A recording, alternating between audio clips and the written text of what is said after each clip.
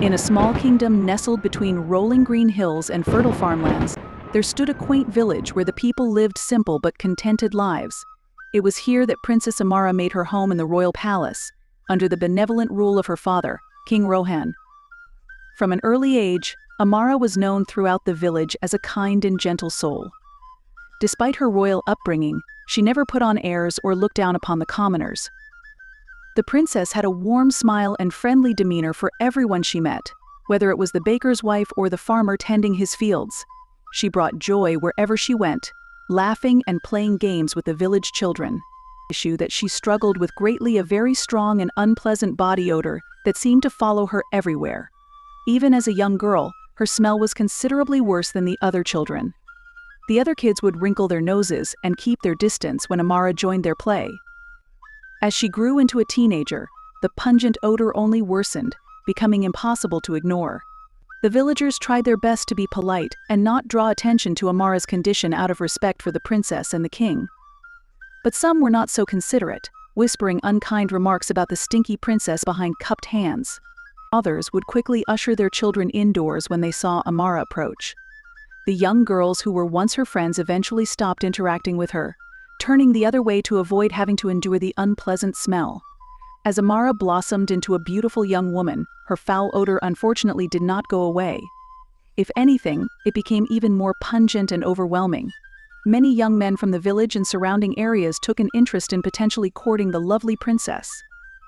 However, as soon as they got within close proximity and caught a whiff of her trademark stench, they quickly reconsidered and politely excused themselves, unable to get past the offensive smell despite her beauty. This deeply pained Amara, who simply wished to find a kind and loving partner who could see past her physical flaw. She spent many lonely nights in her bedchamber, gazing wistfully out the window at the stars. Amara dreamed of one day finding a caring husband who would love her for her kind heart and gentle soul, not judging her for the odor she could not control. But it seemed like an impossibility, and the princess felt destined to live out her life alone. She cried countless tears over her unpleasant condition that appeared to be driving away any chance at true love and happiness. One evening, the village was alive with the sounds of festive music and joyous laughter. Amara peered out from her window and saw the villagers had constructed a large bonfire in the town square. It was a tradition to welcome the peak of the warm season with feasting, dancing and merriment lasting long into the night. Watching the joyous scene below, Amara's heart panged with loneliness. How she wished she could slip amongst the crowd unnoticed and partake in the dancing and carefree revelry.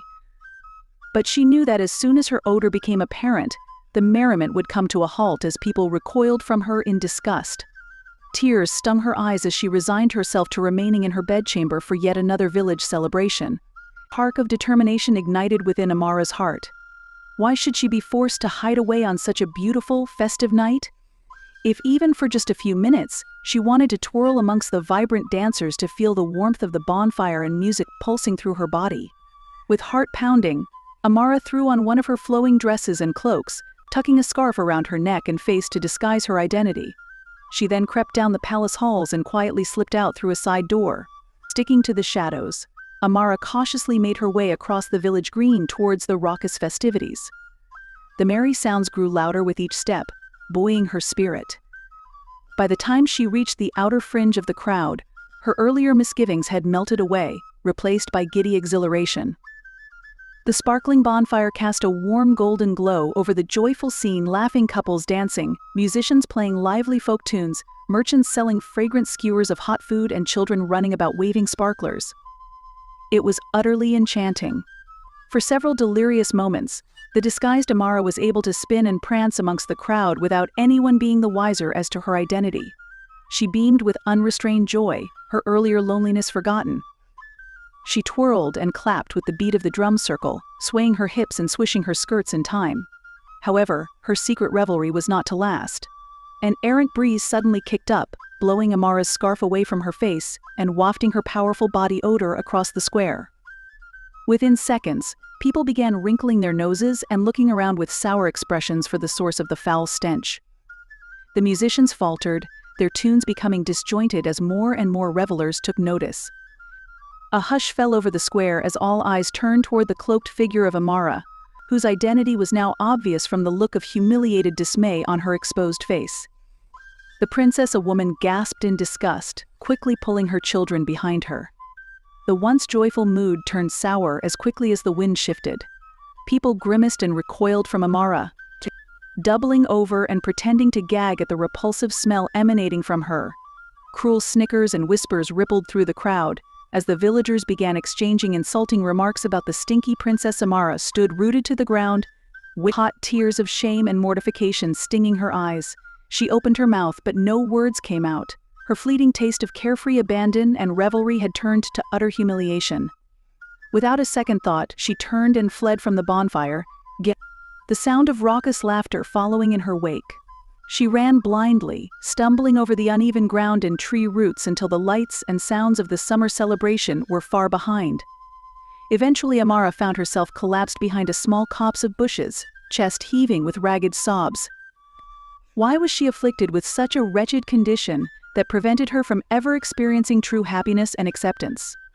As she wept bitter tears into the soft soil, AMARA suddenly became aware of a gentle rhythmic beat in the distance. It grew steadily louder until she could make out the sound of a single wooden hand drum being played nearby. Fearing it may be some village boys coming to make cruel sport of her, the tearful princess shrank back further behind the foliage, trying to make herself as small and invisible as possible.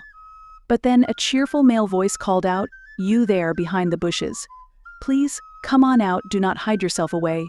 Your dancing was so joyful and free, it put a smile on my face. Why did you stop?" AMARA peeked out through the leaves to see a young man, dressed in simple traveling clothes with a sunny smile on his face. He continued padding towards her hiding spot, tapping out an upbeat rhythm on the hand drum slung across his body. Despite her disheveled state, his warm-hearted expression did not falter or turn to one of disdain.